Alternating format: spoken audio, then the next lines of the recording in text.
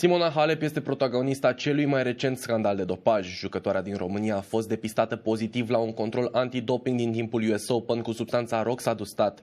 Aceasta stimulează glandele suprarenale pentru a secreta mai multă eritropoetină, fapt care duce la o creștere a producției de celule roșii, care la rândul lor ajută la o mai bună oxigenare a sângelui. Suspendată temporar din tenis, Halep riscă, în cazul în care nu va putea demonstra că roxadustat a ajuns în sângele ei, fiindu-i prescris un medicament sau din neglijență, o pedeapsă de 2 până la 4 ani. Cu mai multe detalii despre cazul Simonei Halep ni se alătură cunoscutul jurnalist de tenis Ben Rothenberg, primul care a anunțat că jucătoarea noastră a fost depistată pozitiv. Hello, Mr. Rothenberg. Welcome to Aleph News. It's a pleasure and an honor to have you here. I wanted to ask you, how did the tennis world react to the news that Simona was tested positive and temporarily banned? That's very sad news. Simona is someone who's been very popular and very well liked throughout her career. She's had a lot of fans and a lot of respect from her peers, and has been someone who's always carried herself very well throughout the tour. So there was definitely a great deal of sadness and surprise at this. It's not something that she had ever really been rumored to be part of or suspected of doing at any point. I think there was also a reaction, though, that this has been a very strange year for Simona Halep in a lot of ways. It's been a lot of changes for her. She got rid of most of her old team, including her old manager, Virginia Rizich, and then went very fully to work with Patrick Mouratoglou in his academy, and very dedicated and just completely different sort of mindset, and had some ups and downs throughout the year as part of that, and just some, seemed to have a lot of different sort of things going on in her life. So it had seemed like a bit of a chaotic year for Simona Halep, and so maybe this terrible news for her of this positive test fits in a bit with that sense of chaos in Simona's world. But yeah, generally there was just a huge amount of shock and sadness and a bad look for tennis, especially now this is the second, star player after Maria Sharapova a few years ago to have registered a positive test in women's tennis. It's definitely not good for the sport. Since you mentioned Sharapova there, what are the differences between Simona's case and Sharapova's case? Yeah, there's some definitely differences for sure. They kind of come in similar points of their careers, both when they're around 30 or so, or near 30, a couple years after their last Grand Slam title at this point. They're still a good player, but not at number one anymore.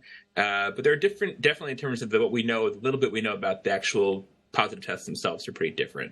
Sharapova had been taking a drug, medicine, meldonium, for, she said, 10 years, and it got changed from being legal to being illegal.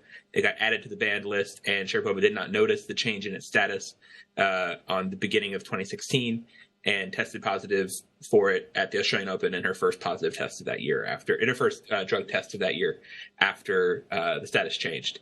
With Simona, and also with meldonium, I should say, it was less clear what its effects were and if it was very clearly performance enhancing. It was still being debated and being researched at the time. With Simona, this is a drug that's been illegal for longer. There was no recent change to its status. We don't know anything about, she's not admitting that she took it, which Sharapova did admit that she had taken this thing and just didn't know about the rule changing around it. So we don't really know. And maybe Simona, from what her statement said, maybe she doesn't even have the answers yet for what happened in this case. That's what she's saying, at least in her statement.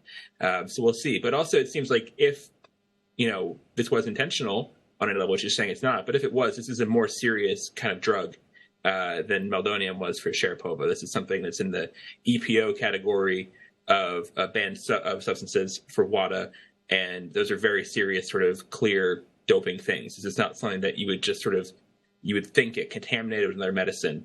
So it's a more serious charge, I think, potentially, that Simona will have to face here.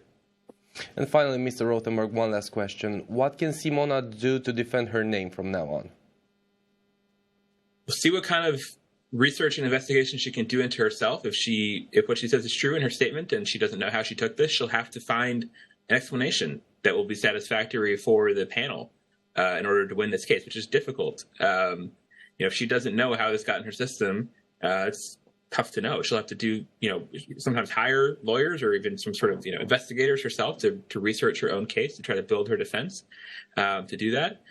She does have a lot of goodwill in the sport, and a lot of people who were very surprised by this and very disappointed by this and just upset and surprised in general because it's Simona's personality. I still do think those memories of her and have not disappeared from this news at all. And I do think there is still goodwill ready for her if she can find a way to show this. And it's challenging if she doesn't know, as she said in her statement, what happened. But hopefully she can get some answers, because I think certainly people want to find an explanation of this that makes sense and want to still believe in Simona Halep. Mr. Rothenberg, thank you for your time and for your info. It's been a pleasure chatting with you. Hope we can stay in touch and have a great day. Thanks, Sherman. Appreciate it.